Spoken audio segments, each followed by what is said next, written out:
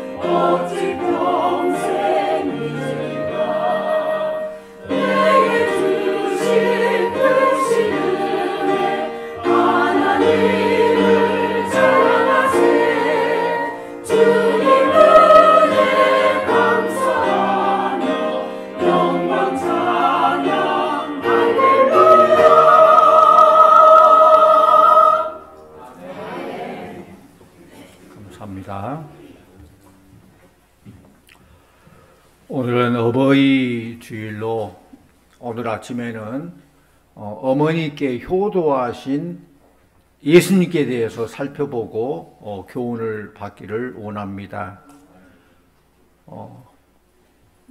국어 대사전에 보니까 효도가 뭔가 효도를 찾아봤더니 부모님을 잘 섬기는 도리 그렇게 기록되어 있어요.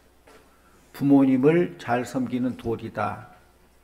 간단하게 정의되어 있는데 한자를 보니까 효자가 어떻게 생겼어요? 늙을 노 밑에 아들 자가 있어요. 여기 보니까 늙을 노에다가 아들 자를 더하니까 효도가 돼요. 그러니까 어렸을 때에는 부모님이 어린 아이들을 위에 업고 다니고 그렇게 다녔는데 이제 나이가 드니까 기력이 노쇠하니까 아들이 늙은 부모님을 모시고 업고 다닌다는 거. 그게 효예요. 한자어에 반포지효란 말도 있어요. 까마귀가 어릴 때 알에서 부화해서 6개월 동안은 어미가 다 갖다가 먹어요. 먹이들을 먹이는데 이제 어미 까마귀가 나이 들어서 힘이 기력이 쇠진하면은 새끼 까마귀 그때부터는 다 먹이를 갖다 먹입니다. 그것을 반포지효라고 말합니다. 그렇다면 효도가 부모님을 잘 섬겨드리는 도리인데 어떻게 섬기는 것이 잘 섬기는 것일까? 유교의 전통을 보면은 부모님에 대한 애절을 잘 지키는 것이 효도라고 그래요. 애절을 강조하고 있어요. 예를 들어서 부모님 앞에서는 말과 행동을 늘 조심합니다. 부모님 이름도 함부로 못 불러요. 어떻게 불러야 돼요? 제 이름을 부른다면은 제자 연자입니다. 이재현입니다. 그렇게 안 해요. 함부로. 부모님 이름도 함부로 못 부르고. 또 돌아가신 다음에는 명당자를 만들어 묘를 잘 모셔야 되고 또 제사를 잘 드려줘요. 그래야 효도라고 생각해요. 유교에서는 그렇게 생각을 해요. 부모님에 대한 마음보다는 애절을 중요시 여겼다는 것입니다. 그런데 예수님의 효도는 그 방식이 좀 달랐습니다. 애절을 중요시 여기기보다는 부모님이 잘 되는데 더 많은 관심을 가졌다. 부모님이 잘 돼야 된다는 것이죠. 부모님의 영혼이 잘 되고 부모님의 몸이 잘 되는데 더 많은 관심을 기울였습니다. 그렇기 때문에 유교적인 관점에서 보면은 예수님은 어머니에게 많은 고통과 아픔을 드리는 불효자식이었어요. 그렇죠? 예수님이 십자가 못 박혀 돌아가시고 얼마나 불효해요. 유교적 입장에서 보면 불효자식이에요. 왜냐하면 공자는 신체, 발부, 수지, 부목을 했어요. 무슨 뜻인지 아세요? 한번 한자 보여주세요. 신체, 발부, 수지, 부목. 그러니까 신체와 머리카락과 피부는 모두 부모에게서 물려받은 것이기 때문에 몸을 소중히 여겨야 된다. 머리카락도 상해서는 안 되고 몸도 상처 입혀서는 안 된다라고 말하는 거예요. 그럴 때 보면 예수님은 채찍에 맞으시고 가시관을 쓰시고 십자가에 돌아가셨으니 부모님 입장에서 얼마나 두려워요. 공자 입장에서 보면은, 유교 입장에서 보면은. 그러나 예수님의 효도는 모든 것이 어머니를 위한 것임을 우리가 발견할 수 있어요. 먼저 예수님의 태어남, 잉태 사건을 통해서 예수님은 효도했습니다. 예수님은 어머니 몸에 잉태되는 순간부터 어머니에게 많은 고민, 걱정거리를 안겨드렸죠. 천사의 통고를 받은 순간 마리아는 크게 당황했을 거예요. 나는 사내를 알지 못한데 어찌 이 일이 있으리요. 그러나 천사의 통고를 들으면서 마리아는 하나님의 뜻에 복종하기로 순종을 합니다. 하나님 뜻이라면 내가 그대로 그 뜻에 복종하겠습니다라고 작정을 하게 되죠. 그래서 누가복음 1장 38절 말씀 보면은 함께 볼까요? 누가복음 1장 38절 마리아가 이르되 주의 종이오니 말씀대로 내게 이루어지이다 하매 천사가 떠나니라. 천사가 이렇게 말하니까 마리아가 고민이 생기고 걱정을 했는데 결국은 주의 여종이오니 말씀대로 내게 이루어지이다. 하나님의 뜻이라면은 그 뜻대로 나도 순종하겠습니다. 말씀대로 이루어지기를 원합니다. 라고 하니까 천사가 떠나디나 하겠습니다. 예수님은 어머니의 몸에 잉태되는 순간부터서 어머니로 하여금 인간적인 고민거리가 되었지만 결국은 하나님의 뜻에 복종하게 만들었다는 거예요. 하나님 뜻이 이루어지기를 원하는 그런 엄마가 되겠다는 것이죠. 어머니로 하여금 하나님 뜻에 따르고 하나님의 뜻에 복종하게 만드는 아들이 있다면은 그런 아들은 참으로 어머니에게 효도한 아들이죠. 예수님은 어머니를 세상에서 가장 복된 어머니로 만들었습니다. 그래서 세례요한의 어머니가 엘리사벳인데 그 세례요한 어머니 엘리사벳이 예수님을 잉태한 마리아를 보는 순간 큰 소리로 노래하죠. 여자 중에 네가 복된 자이다. 내 태중의 아이도 복이 있도다. 주께서 하신 말씀이 반드시 이루어지리라고 믿은 그 여자에게 복이 있도다.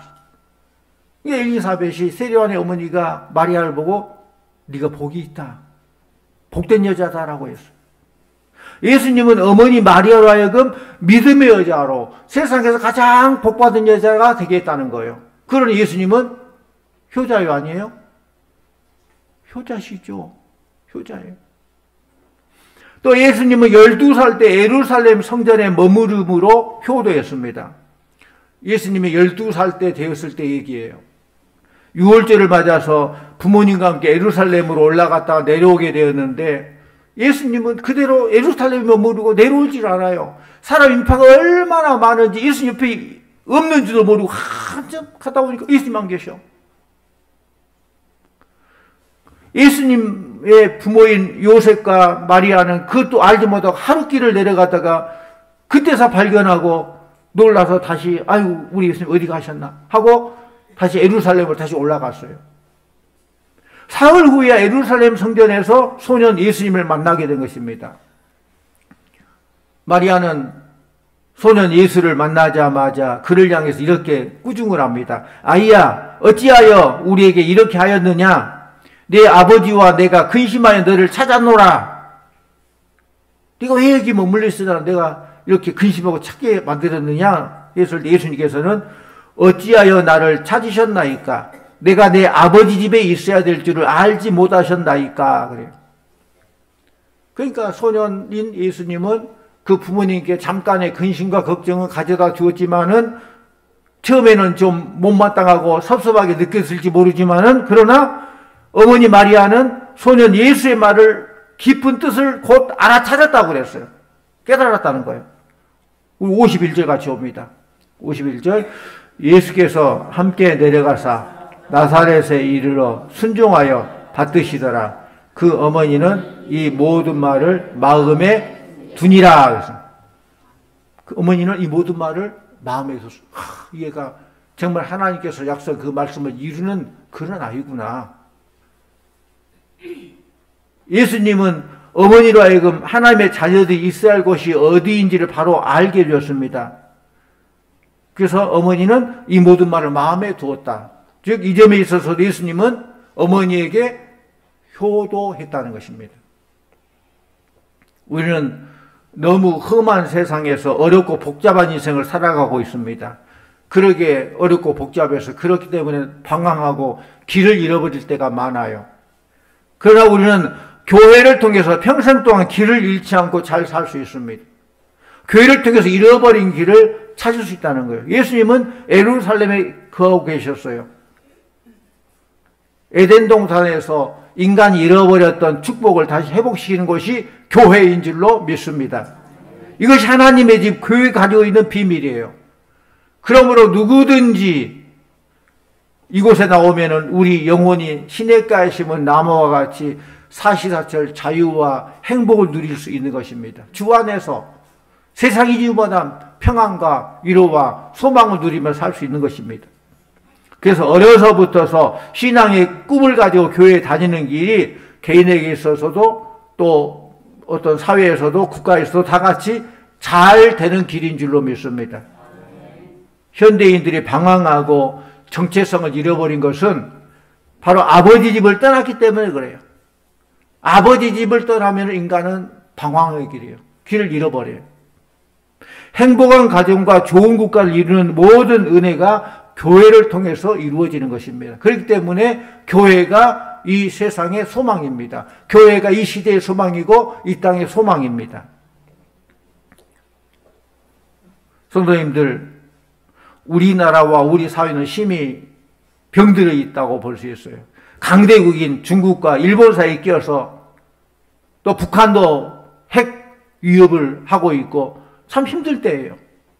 그렇다면 우리가 정신 바짝 차리고 할 일을 잘 감당하고 깨어 있어야 되는데 정신적으로도 타락할 대로 타락했다는 거예요. 어린아이들부터 노인까지 모든 계층이 어떤 방향도 없고 목표도 없고 그런 시대를 살고 있어요. 사랑하는 성도님들, 우리가 주님 앞에 나아가야 합니다. 아무리 불행해도 아버지 집에만 나오면은 살 길이 열리게 되는 거예요. 그리고 가정이 살고 기업이 살아납니다. 어려서도 늙어서도 아버지 집에 나아가는 믿음으로 설 때에 우리가 가는 길이 시온의 대로처럼 활짝 열리게 될 줄로 믿습니다. 또 우리 예수님은 잘 성장함으로 효도했어요. 52절 같이 봅니다. 52절. 예수는 지혜와 키가 자라가며 하나님과 사람에게 더욱 사랑스러워 가시더라. 아멘. 예수님은 잘 성장했다는 거예요. 실제로는 신체적으로 잘 성장했습니다. 키가 자라가며, 그래서 신체적인 성장을 말해요. 어린아이에게 중요한 것은 신체적인 육적인 성장이죠. 시간의 지남에 따라서 체중도 늘어나야 되고 키도 자라야 되고 팔다리에 힘도 있어야 되고 다 때가 있죠. 처음에는 앉지도 못하고 누워있는데 시간이 지남에 따라 앉고 뒤집고 앉고 일어서고 걷고 뛰기도 하고 그 성장이에요. 이것이 곧 신체적인 성장입니다. 아이들이 출생하여 잘 자라는 것 하나님의 은혜예요. 그냥 당연히 된 거 아니에요. 하나님의 은혜예요. 건강 주신 하나님께 감사하며 사시기를 바랍니다. 또 그 다음으로는 정신적으로도 잘 자라났습니다. 예수는 지혜와 키가 자라가며 그랬어요. 키만 자란 게 아니라 지혜도 자랐다는 거예요. 정신적으로 지적으로 잘 성장했다는 것입니다. 아이가 신체적으로나 지적으로 잘 자라는 것 큰 축복입니다. 또 그 다음에는 영적으로도 잘 성장되었습니다. 하나님과 사람에게 더 사랑스러워 가시더라 그랬어요. 이것은 영적인 성장을 설명하는 말씀이에요. 우리 인생은 하나님의 형상에 따라 지음받은 존재이기 때문에 영적인 것에도 반응을 보여야 돼요. 영적으로 성장해야 돼요. 우리의 신앙이 성장된 증거가 뭡니까? 마음속에 하나님을 기쁘시게 하고자 하는 그런 새로운 소원이 있는 것. 무엇이 하나님의 뜻일까? 하나님 기뻐하는 일이 뭘까? 그걸 찾는 것이죠. 전에는 하나님 일에 무관심했지만 이제는 나를 사랑하시는 하나님 일에 관심을 가지는 것. 이게 바로 영적인 성장한 거예요. 그래서 늘 하나님 말씀에 순종하고 하나님 기뻐하는 일이라면 헌신하고 그래서 늘 순종해도 더 하고 싶고 늘 헌신해도 더 못해서 더 안타까워하고 늘 아쉬워하고 그게 바로 영적인 성장한 것의 증거예요. 또 예수님은 영적으로만 효도한 것이 아니고 육적으로도 어머니에게 효도했습니다. 다시 한번 51절 같이 볼까요? 51절. 예수께서 함께 내려가사 나사렛에 이르러 순종하여 받으시더라. 그 어머니는 이 모든 말을 마음에 두니라. 이 나사렛은 어디냐? 예수님의 고향이에요. 소년 예수님은 고향 집에서 어머니와 아버지와 함께 살면서 어머니와 아버지께 순종하며 부모를 받들어 섬겼다는 거예요. 어떻게 섬겼냐? 잘 알려지진 않지만 분명한 것은 뭐라고 해요? 순종하여 받으시더라고 했어요. 순종하며 섬겼다는 거예요. 효도는 순종하는 것입니다. 부모를 기쁘시게 하는 것은 순종입니다. 우리 예수님의 성장 과정, 예수님의 청년 시절 성경에 많이 안 기록됐어요. 자세히 나와 있지 않아요.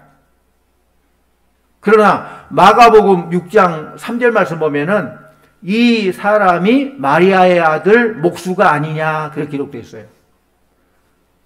예수님의 아버지가 요셉이고 목수를 했거든요. 그런데 거기 마가복음 6장 3절에 이 사람이 마리아의 아들 목수가 아니냐. 그러니까 예수님은 육신의 아버지인 요셉과 함께 살면서 목수 일을 처음에는 도와줬고 나중에 목수 일을 했다는 거예요. 이 목수가 아니냐 그랬어요. 그래서 주님을 목수라고 불렀습니다. 주님은 어떻게 보면 정말로 성실한 목수였을 거예요. 누가복음 3장 23절 말씀 보면은 예수께서 가르치심을 시작하실 때에 30세쯤 되시더라 그랬어. 그러니까 예수님께서는 30세 이전까지는 이렇게 가정에서 아버지를 도와서 이렇게 일을 하고 효도하고 30세쯤 돼서는 이제 공생애를 시작하는 거죠. 하나님 주신 사명에 적극적으로 이제 참여하게 되는 것이죠. 요단강에서 세례를 받으시고 40일 금식 기도를 하시고 병자마다 고쳐주시고 가난한 자를 위로해 주시고 사람을 사랑하는 최고의 가치로 살아가는 그런 주님이셨습니다. 하나님을 경외함이 삶의 본분임을 밝혀주시고 온 세계 만민의 죄를 짊어지시고 십자가에서 대속의 죽음을 죽으신 분이 바로 예수 그리스도라는 거예요. 그러므로 가장 아름답고 가장 선하시고 가장 의로운 분은 예수 그리스도이신 줄로 믿습니다. 우리 주님이란 거예요. 우리 말씀 봅니다. 에베소서 6장 1절. 에베소서 6장 1절 같이 봅니다. 자녀들아 주 안에서 너희 부모에게 순종하라. 이것이 옳으니라. 아멘. 예수님께서 순종하여 받으신 것처럼 효도는 순종하는 것입니다. 부모를 기쁘게 해드리는 것이 무엇보다 순종이에요. 여러분, 예수님께서 제일 먼저 행한 이적이 뭐예요? 우리 주일학교 학생들, 예수님께서 제일 먼저 행한 이적이 뭐예요? 예? 궁시렁궁시렁? 우리 대학생들, 경로 대학생들, 예수님께서 제일 먼저 행하신 이적이 뭐예요?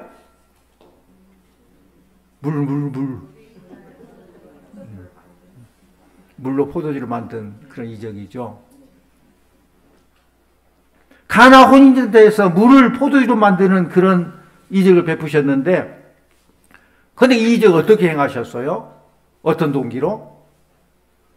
마리아의 요청, 어머니의 요청으로 된 거예요. 어머니 요청으로. 예수의 어머니가 예수에게 이르되 저들에게 포도주가 없다라고 했어요. 그리고 하인들에게 불러서 너희에게 무슨 말씀 하시더니 그대로 하라라고 당부했어요. 결국 예수님은 물로 포도주를 만드는 처음 이적을 행하셨습니다. 그 이적은 어떤 의미에서는 어머니에 대한 하나의 효도의 행위예요. 어머니가 원하고 어머니 부탁한 것을 순종하고 한 거예요.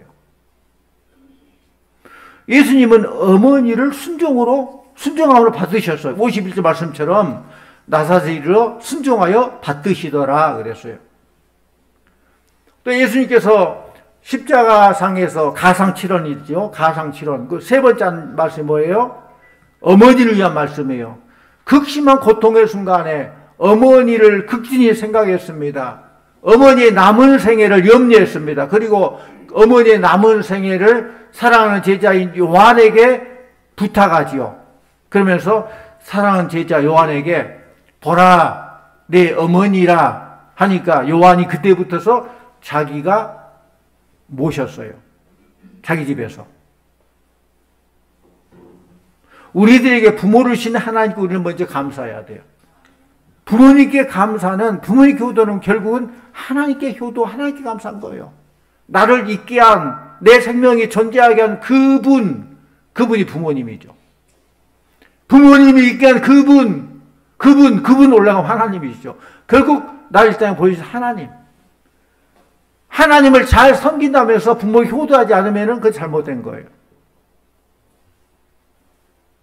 우리들에게 부모님 주신 하나님께 감사하고 하나님의 사랑으로 우리들을 사랑하신 부모님께 감사하시기를 바랍니다. 이제 우리가 할 도리는 하나님을 경외하고 부모님께 효도하는 것입니다. 우리 모두 하나님을 경외하기를 원합니다.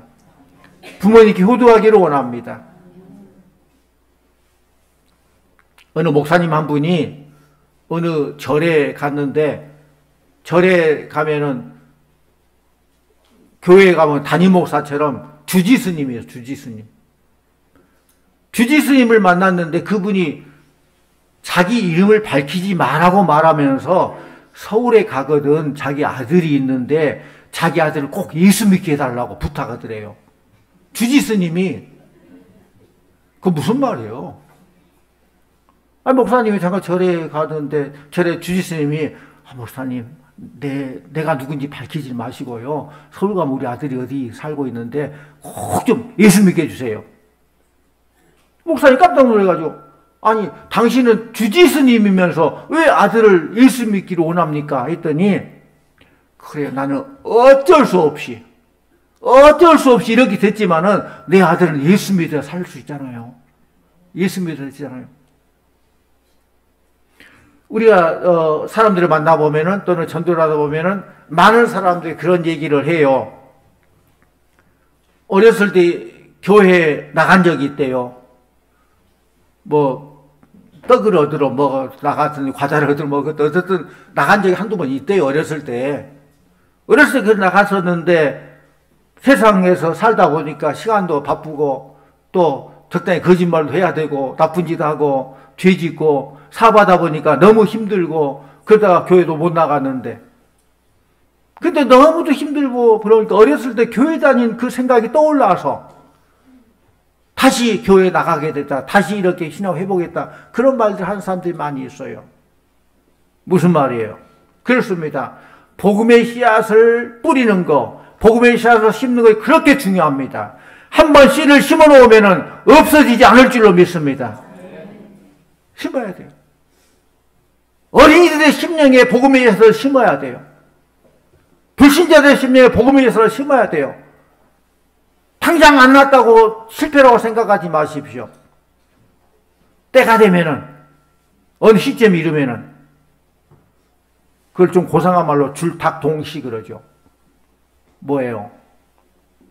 닭이 알을 부화하다가 20일 때가 되어서 아주 귀를 탁 기울여 있다가 속에 뿅아리가 삐약삐약 건다 올라오면 적당한 그 불이 있는 점을 암탉에 탁 쪼아줘요. 그럼 그게 탁 깨뜨려지고 거기서 뿅아리가 쉽게 나오게 되죠. 줄닭동시. 정확히 탁. 가장 적당한 때가 있다는 거예요. 지금은 아니어도 어느 가장 적당한 때, 어느 기회가 될 때 그 복음의 씨앗이 촉이 트게 되고 자라게 되고 꽃이 피고 열매가 맺게 된다는 거예요. 그런 소망 가운데 복음의 씨앗을 뿌리시기를 바랍니다. 우리 아이들에게 예수를 심어주는 기회를 많이 가져야 됩니다. 지금 청소년들의 문제가 큰 사회 문제를 대두되는데 청소년 문제를 해결할 수 있는 방법은 예수 믿게 하는 방법밖에 없어요. 아멘입니까? 따라합니다. 예수님이 정답입니다. 문제 해결의 정답은 예수님밖에 없어요. 예수님을 믿게 하는 것이 부모님께 효도하는 것입니다. 착한 사람이 되게 하는 것입니다. 예수님처럼 진정 효도하는 자녀들이 다 되기를 바랍니다. 부모님께 효도하는 것은 부모님을 구원시키는 거예요. 아까 에베소 1장 6절 주 안에서 순종하라.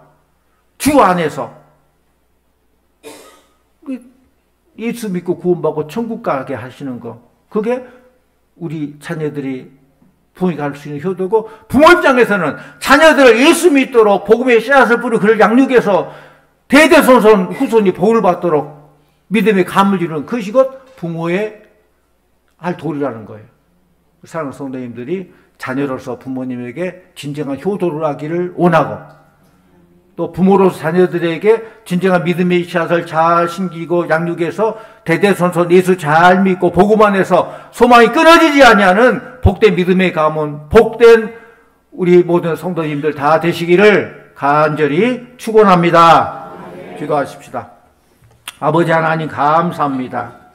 오늘도 우리들 사랑하셔서 5월 가정의 달 특별히 둘째 주일 어버이 주일로 예배할 수 있도록 은혜 주시니 감사드립니다.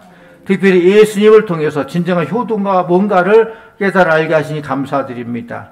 아버지 하나님, 부모님에게 우리가 진정한 효도, 부모님에게 필요한 그 효도를 할 수 있도록 효도하는 자녀들 다 되게 해주시고, 또 부모로서 자녀들에게 복음의 씨앗을 잘 심어주고 잘 양육해서 대대손손 천국이 이 땅에 이루어지고 복된 가문을 이루는 귀한 믿음의 가문을 다 이루는 우리 성도들 다 되게 하여 주시옵소서. 예수님 이름으로 기도하옵나이다. 아멘. 찬송가 579장 찬송합니다.